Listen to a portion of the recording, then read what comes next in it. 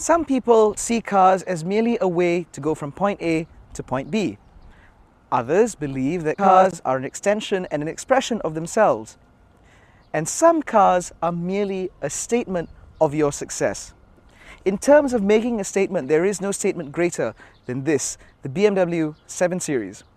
After having lived in the shadow of the Mercedes-Benz S-Class in our market for a very, very long time, this is now the undisputed king of the hill, the best-selling full-size luxury saloon in our market.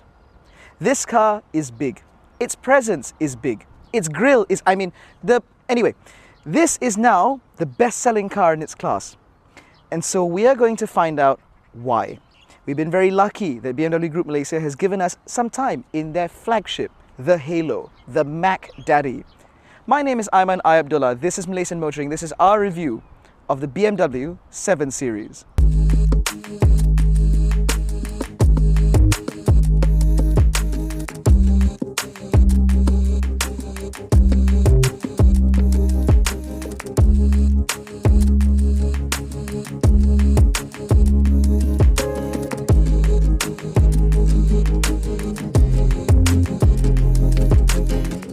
So as I said, the BMW 7 Series is a massive car. Full-size luxury saloons always are, and the super-sizedness starts at the front. The grille is now 40% larger than before, a metric that BMW provided to us, which we have never seen before.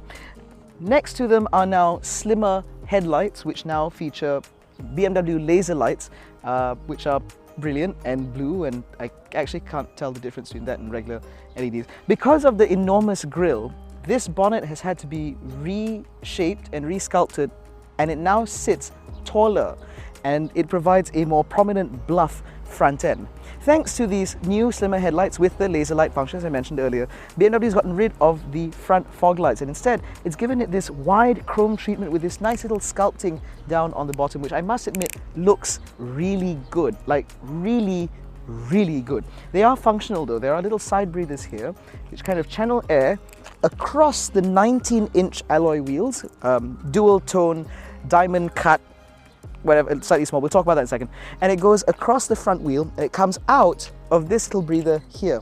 This chrome strip has been redesigned because the pre-facelift model used to have that called as the hockey stick, because it kind of went like that.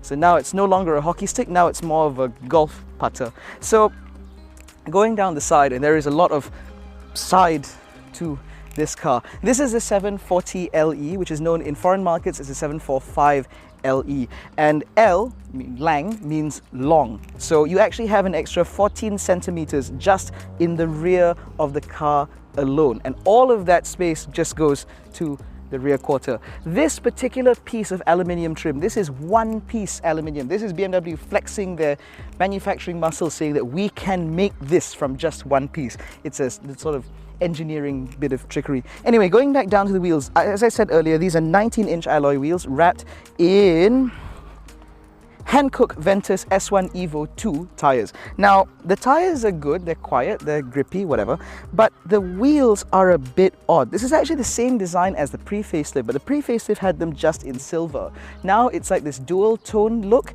which actually looks kind of good on the white, but unless you're buying this car in white, these wheels do not really fit the 7 Series. I believe that if they were slightly larger or maybe just single tone, they would look better. It's been a bit divisive. A lot of people like me, a lot of motoring journalists do tend to believe that these wheels are not quite the best fit for the 740 LE, but alas, these are the ones that we get for our market. Now at the back, the changes are even more significant. You see, BMW has provided a very thorough facelift at the rear. So you have these new slimmer tail lights, which are now 3D, meaning that they actually stick out. You have this very prominent L shape, which we've seen before on newer BMWs. The what's the word I'm looking for here? The indicators are all sort of built into this darker section. You also get an LED light strip that goes all the way across. And we have chrome that also goes all the way across, like the light strip that, you know, it strips. Anyway, so at the back, you have the badging, 740 LE. As I said, in foreign markets, it's called the 745, but we also have the X-Drive badge. So this car is actually all-wheel drive. I can tell you the all-wheel drive system does work and it is very effective and it does make the car feel very stable and planted on the motorway, but I believe I'm getting ahead of myself here because you are going to watch the driving section. I think if you click off now, I hate you. So moving into the back, we have to talk about the boot. This is a big car and so there is a big boot, but of course this is a 7 Series.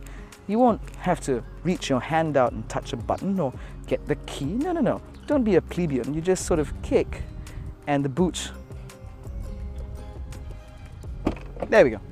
So after a couple of goes, just before you start looking like an idiot, the boot will pop open and you realize that there is actually a decent amount of space back here. Now, because this is the plug-in hybrid, it does lose a little bit of boot space. So sort of back there, that's where the batteries live. Under here, you have some underfloor storage, which is great for sticking the cables into. They actually fit neatly into this bag, but I am lazy and a lot of people tend to be, so you can just dump it there and then you close the boot and ta-da, magically gone. You have your usual sort of first aid kit and whatever else sort of down here, nothing particularly special. But if you don't have the cables down here, you can actually lower this portion of the boot so you can put slightly taller items. And as obvious, this car it does have an electric tailgate. You know, that's kind of what they do. And overall, I have to say the 7 Series facelift does look pretty damn good. Actually, talking about quiet, if you want quiet, we have to go inside. So join me in the back seat of the 7 Series where lots of things are about to happen.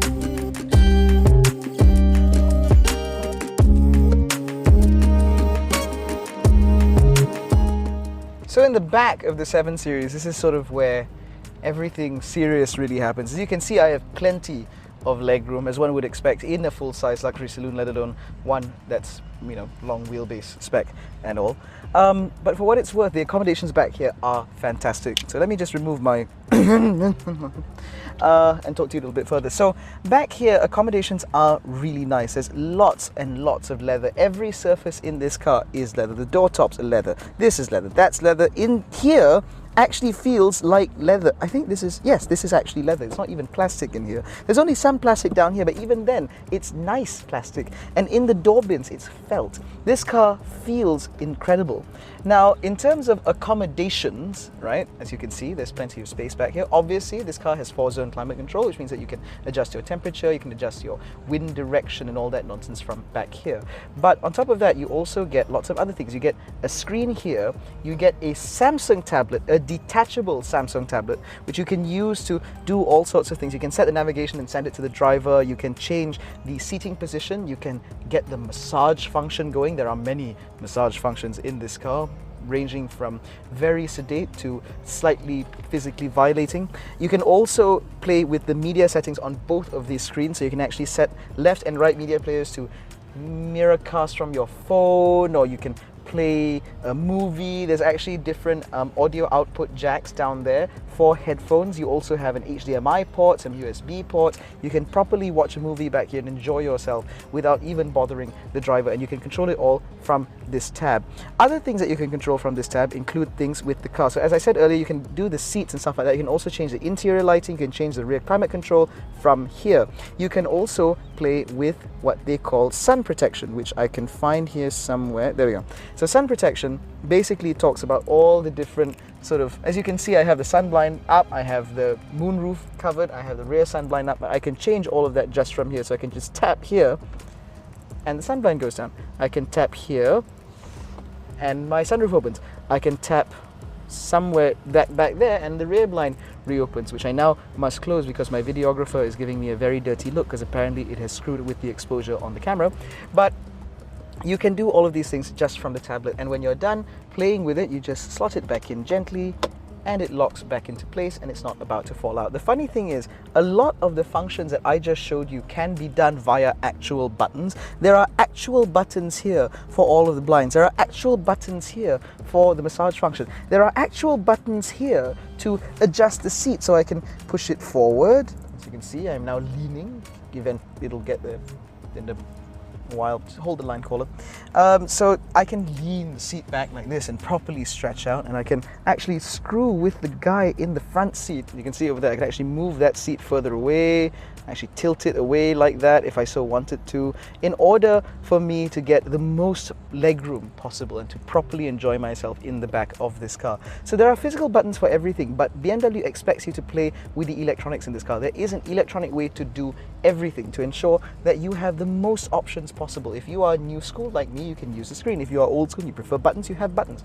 Everything is available back here. Now, I'd like to talk for a moment about lighting. Yes, I am going to talk about lighting because this car does have an interior lighting package which is pretty sweet. So you have accent lighting sort of on the doors and on the back of the seats, and you have accent lighting even on the sunroof. They call it the Sky Lounge package, where there are little sort of sand-blasted beads in the glass roof, in the panoramic sunroof, and at night there is there's ambient lighting that comes out that follows the interior theme color, and then it blasts it onto those little beads and it looks gorgeous.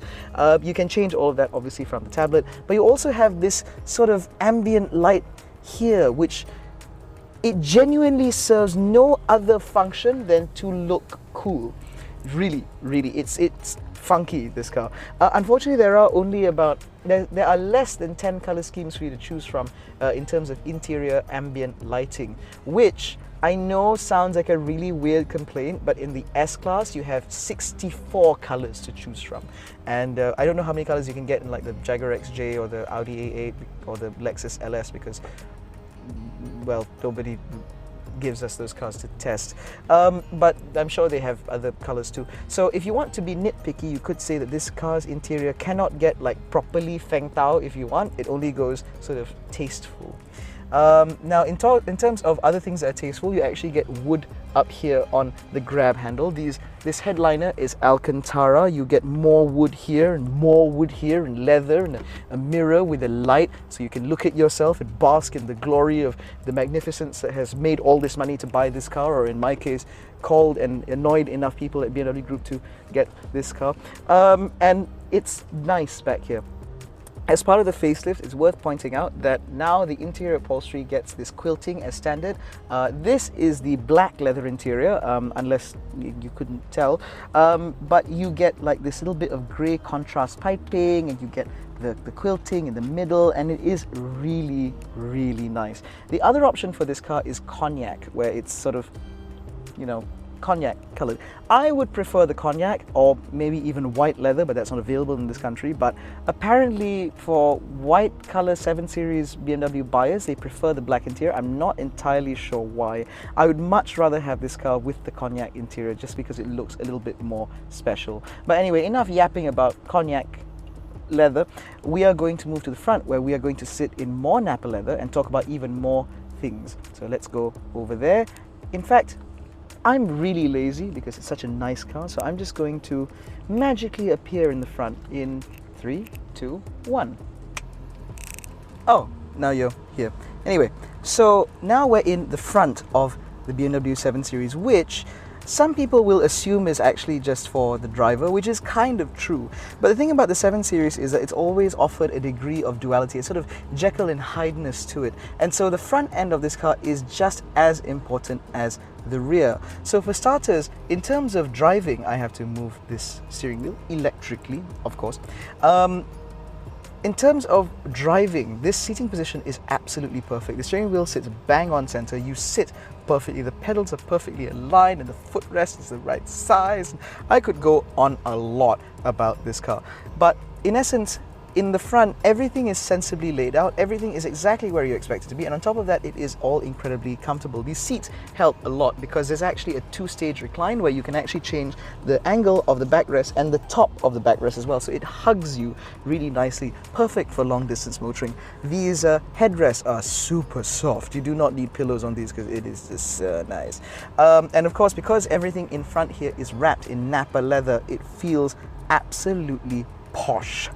Now, the thing about the 7 Series cabin is that people do tend to think that it's not as special as the S-Class, and they say it's a bit boring because it's all very predictable as a BMW, but the devil is in the details. So for starters, if you look at this interior properly, yes, it all looks very similar, but everything here is unique to the 7.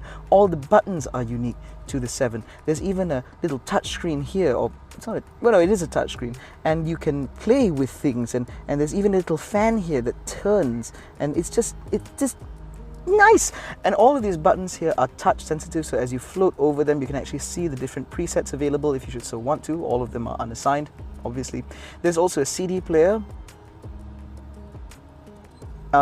You get this touch control buttons for like the heat and the cooling for the upper vents, and you have a aluminium start stop button and more aluminium buttons here, and a stitched leather steering wheel boss, and it's just so nice. The thing is, as a driver, you'll appreciate sitting here because a lot of the major controls are very easily available to you. All of the driving buttons are all down here, like your drive mode selector, your traction control off, because that's obviously something you would do in a 7 Series. Your battery control button, your park distance control, whatever, it's all available here. And you can even change, for example, the passenger seat. As I showed you earlier, you can actually move that about just from this side too, just in case the Taikor in the back is so lazy that he can't do it himself via his tablet. You can do it for him. So again, all the things that you need to do are available here, and everything falls very easily to hand. And now the BMW wants to speak to me. It does come with a voice assistant, as it just introduced itself, and that voice assistant is part of operating system 7 or BMW OS 7, which is what powers this car. You have gesture control, you have a touch screen here that you can actually touch like a screen. You have an iDrive controller down here, which is the way I prefer using the system, and the iDrive controller is still easily one of the best in the business. It's so easy to manipulate all the things that you want to see here, and you know, it works. It's just sensible iDrive systems, and unfortunately it seems that BMW wants to move away from this. I certainly hope that they don't, because iDrive is just the best input method for onboard infotainment systems, as far as onboard infotainment systems are concerned. Now, again, sitting here, there's a lot that we need to talk about in terms of safety and active safety and so on. So while I'm here, I will talk about that. This car comes with a full suite of active safety systems. You have radar guided cruise control all the way down with traffic jam assisted. It's proper level 2 semi-autonomy, so that means you have lane keep assist, lane departure warning, rear cross traffic alert, blind spot, collision prevention. There's a lot of things in here basically, and it does take away a lot of the strain of driving. I had this car drive me through a traffic jam, and I say that simply because it did all of the work, almost all the work for me. I just had to sit here and pay attention to the road, and I have to tell you, traffic jams have never felt so pleasant. It helps, of course, that this car is a plug-in hybrid, which means that when you're in traffic jams, the engine shuts off and you just glide along in electric mobility. It is absolutely brilliant. In any case, as I said earlier, this car is a plug-in hybrid, which talks about the powertrain, which we normally talk about in the driving section. So I think we ought to progress to that. So, shall we?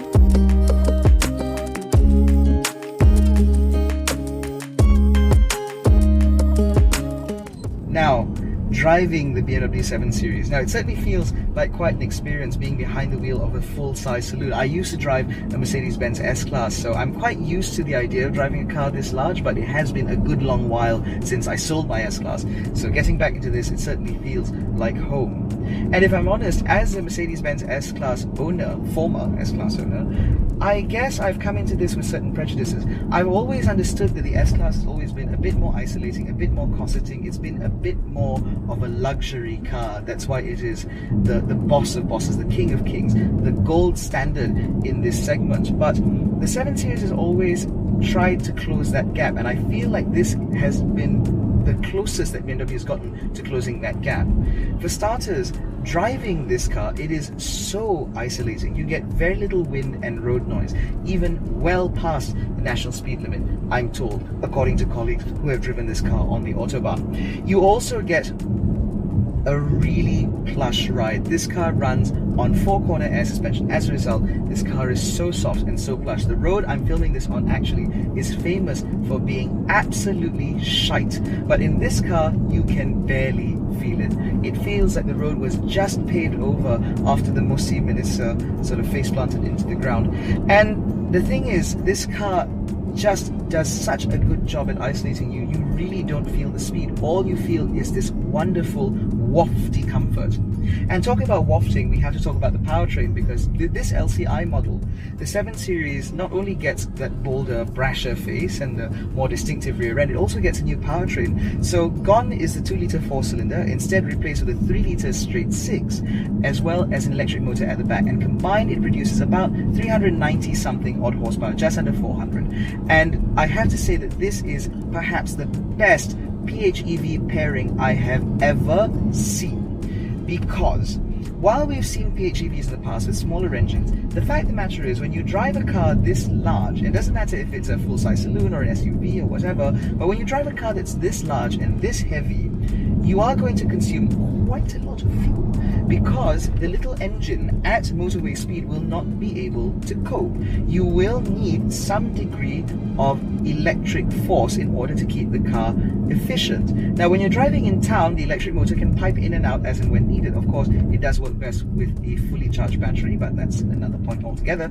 But in any case, when the small engine is supplemented by the electric motor, you get maximum fuel efficiency. So for example, this car's competitors, or in fact, some of the cars beneath this, like the BMW X5, the previous generation X5, for example, had a 2-litre 4-cylinder paired to an electric motor, much like the pre-facelift 7 Series. And if I'm honest, that car in town was pretty efficient. You could get about 8, 7, even 6 liters per 100 kilometers if you were really, really frugal and gentle with the throttle. But the moment you hit the highway, it starts becoming an absolute guzzler, because that little engine has to work so hard in order to sustain high-speed cruising over a longer period. So the justification for this engine is two-pronged. One, the 3-litre straight 6 is a lot more refined, and so when it does chime in and out of operation, it jars the cabin a little bit less.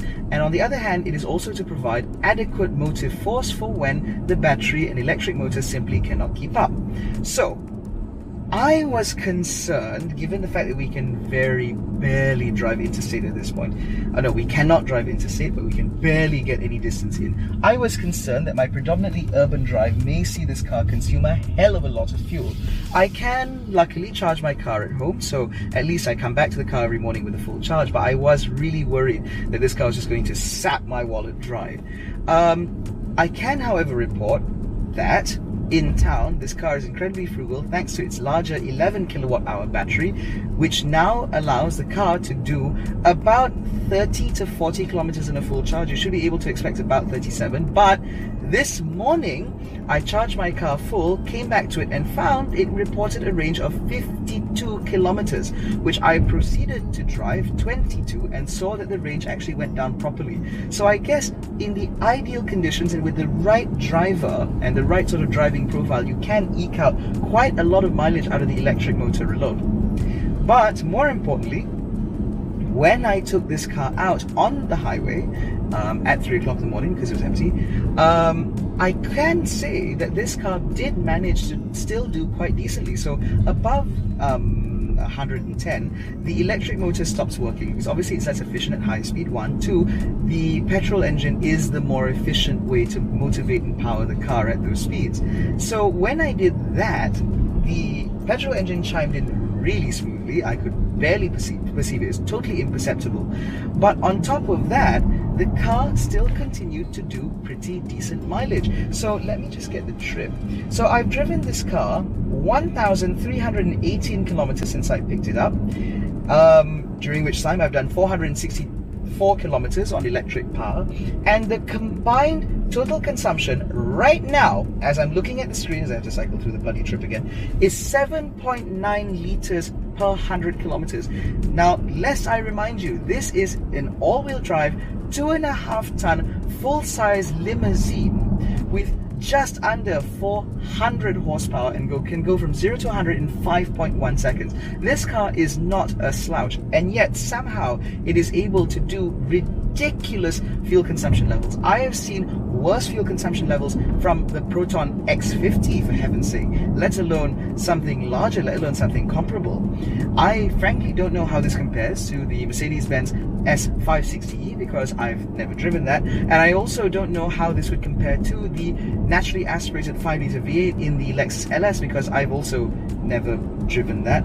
I also don't know how this would compare to a base level Jaguar XJ because I've never driven that, or the Audi A8L because that is not available in our market, I think, and if it is, I still haven't driven that. So what I'm saying is, compared to the S-Class I used to have, this is absolutely fantastic fuel consumption levels, and the fact of the matter is, I feel like this is perhaps the best PHEV powertrain pairing. Before I give you my conclusion, I'd like to quickly talk about safety. BMW has been given quite a lot of flack because it has been a bit lacking in terms of active safety. Now, last year they did course correct by saying that, this year they decided to course correct by saying that they will now include autonomous emergency braking on more of their cars with the goal of having AEB on all of their cars, which is most certainly commendable.